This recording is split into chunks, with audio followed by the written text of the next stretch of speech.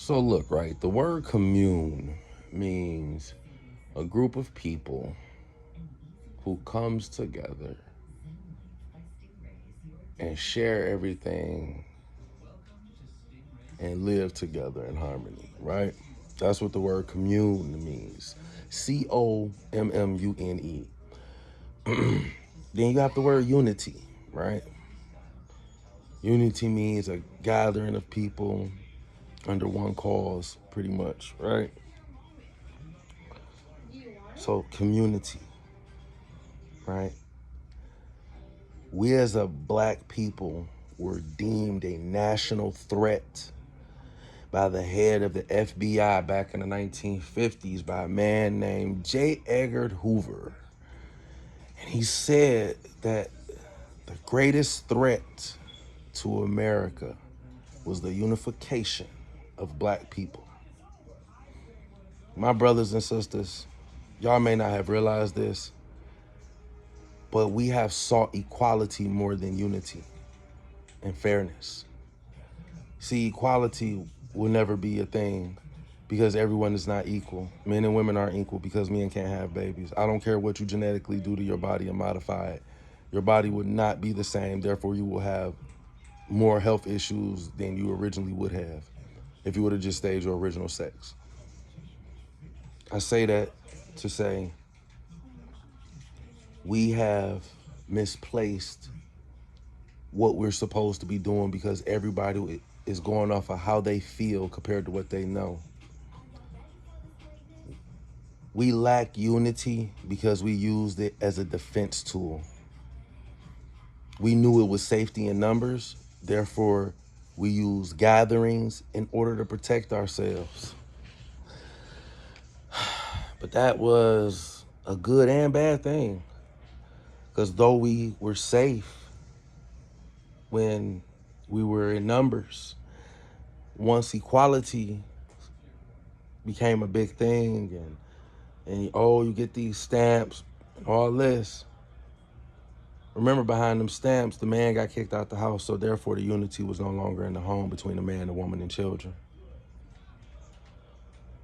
We have sold each other in order to receive material possessions. We no longer appreciate and are grateful for what unity really means and brings to the table because everybody's in competition. So for my future wife that's listening, and future friends that I'm gonna meet, I have no competition with you, nor do I want one. Competition is healthy, but I will not compete with you when there's no need to compete. I will listen to you. I will be reasonable and accommodating. It's funny that the way I view the world, I'm often called weird or funny. But I don't think I'm weird or funny. I just think I view the world in a way that I don't seek perfection. I seek peace. I understand and accept that I am imperfect and there is nothing that I can do about that. So I seek peace in my imperfection while I watch others seek perfection in their imperfection. People are so scared to admit that they have flaws that they rather run. People are so afraid to fail, right? Because they think once they fail at something that's it, it's over with, it's nothing they can do anymore. But watch this. Failure. What is the word in failure? Fail. Fail. But that is actually an acronym for first attempt in learning. How can you fail what you don't know? How could you fail your first marriage if you had no one around you to teach you what it means to be in a marriage, to help you sustain it? How can you say you failed parenthood when you had nothing but bad parents and drama around you growing up, so therefore you don't really understand what good parent is? So you did the best of your ability. Now this is the kicker. We all have the ability to become better. See, God says something in the Bible that everybody thinks just correlates with the Bible, and it doesn't. It correlates with everything. God says, study to show yourself approved. Now, if you want a good marriage, don't you need to study your partner? If you want to be able to have a healthy relationship, don't you have to study what it means to have healthy habits? Because it's not like we were just born knowing these things. Fellas, do me a favor.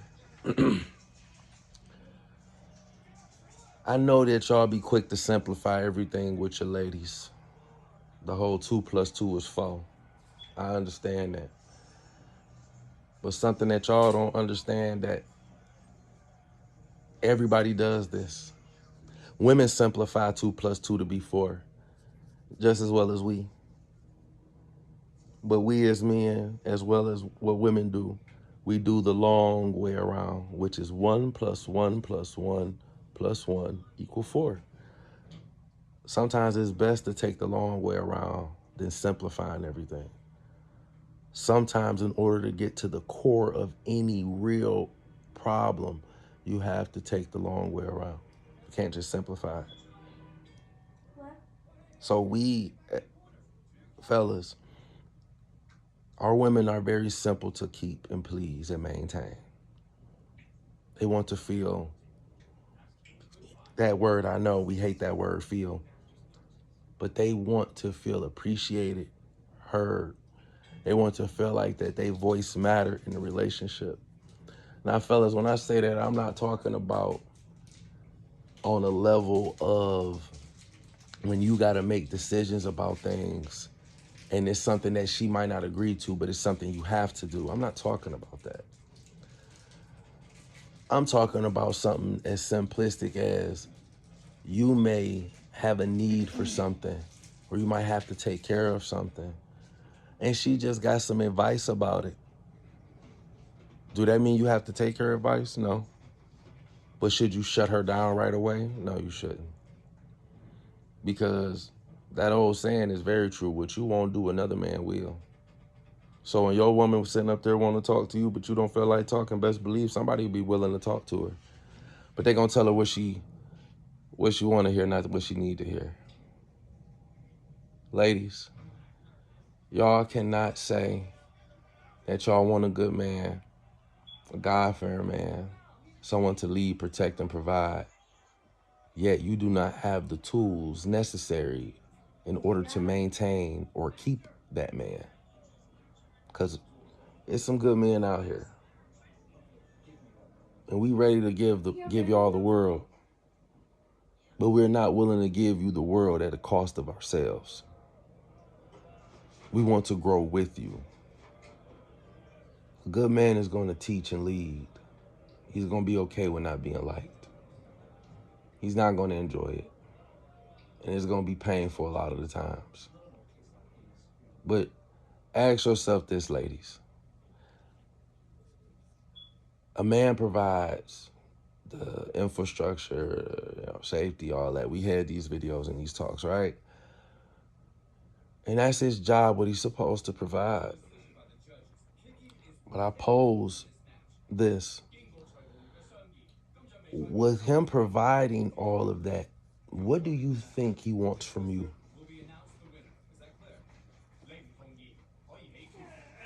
Ladies, I'm pretty sure all y'all said the thing that's sitting right there looking like a sweet peach. I'm pretty sure a lot of y'all put up, well, I cook and...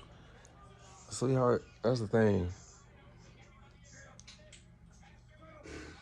If you think about all what I just said, the only thing a man requires from a woman is love. That's all he in it for, is to be loved. If you ever listen to what a real man, not a boy with toys, ladies, a man constantly says he just wants to know that he's loved and know that he's appreciated. He wants to see and feel those things, because love and appreciation is action. You can tell me you love me, but question is, can you show me? But fellas, let me help y'all with something about the ladies, because I see we got to misunderstand it with something. Fellas, how many times y'all think a woman went into a man's life or a boy's life and invested in him, trying to turn his house into a home? Now, how many times you think she only had a temporary spot? Now, a woman does that for a long time. How do you think she's going to act when she gets a real man? She's going to be hesitant. Because in her mind already, she feels that she's in a temporary spot. And unbeknownst to her, she will sabotage it, just like a man will do. So y'all listen, man. We need to commune. We need to gather. We need to be unified. We need to understand that just because we are different doesn't mean that fairness should not exist. Equality is one thing in the workplace or in regards to racism, but fairness is understanding that I'm not equal to Donald Trump. I'm not equal to Jay-Z. My bank account not equal to them. But that doesn't mean I shouldn't be treated as fairly as them. That doesn't mean I shouldn't be given the opportunity if need be, just because I'm poor or I don't have the best finances. I should be given the same opportunity and chances as anyone else, especially if I show that I can and I'm willing to be up for the task. So y'all, like I tell y'all all the time, man, my videos ain't to be sad or none of that. It's a wake-up call for my people. Remember, always remember this. Strength incites resilience. Live eloquently, optimistically, and nourishingly. And these things are not going to happen overnight. No. You want to know why? Because patience remains a virtue of great expectations. Peace and blessings, kings and princesses.